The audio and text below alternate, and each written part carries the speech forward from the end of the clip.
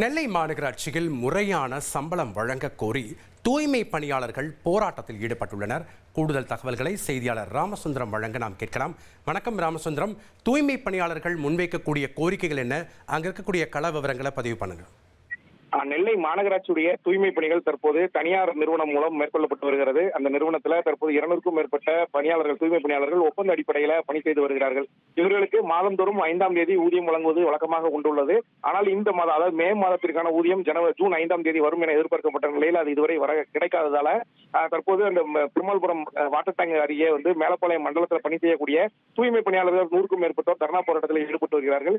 ஏற்கனவே இவர்களுக்கு ESI, PF உள்ளிட்ட அந்த சம்பளத்திற்குரிய அடிப்படை பணிகள் பிடித்தம் செய்யப்பட வேண்டும். ஆனால் அது பிடித்தம் செய்து முறையாக அலுவலகத்தில் செலுத்தப்படாதது உள்ளிட்ட பல்வேறு குற்றச்சாட்டுகளை முன்வைத்து தற்போது இந்த போராட்டமானது நடந்து வருகிறது. ஒவ்வொரு மாதமும் இதேபோல் போராட்டம் நடத்திதான் சம்பளம் பெற வேண்டிய நிலை இருக்கிறது. உரிய பதில் கொடுத்தால் மட்டுமே இன்றைய தினம் போராட்டத்தை கைவிடுவோம் என கூறி தற்போது இந்த போராட்டம் நடந்து வருவதால் அப்பகுதியில் பரபரப்பு ஏற்பட்டிருக்கிறது.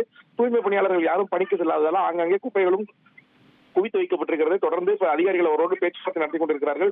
தனியார் நிறுவனத்தினுடைய அதிகாரிகளையும் வரவழைக்க அவரோடு பேச்சுவார்த்தை நடத்தி உரிய தீர்வு காண்பதற்கான நடவடிக்கை மேற்கொள்ளப்பட்டு வருகிறது. உரிய தீர்வு கிடைத்தால் மட்டுமே இங்கிருந்து செல்வோம் என கூறி அவர்களுக்கு அமர்ந்திருப்பதால காவல்துறையினரும் அப்பகுதியில் குவிக்கப்பட்டு வருகிறார்கள்.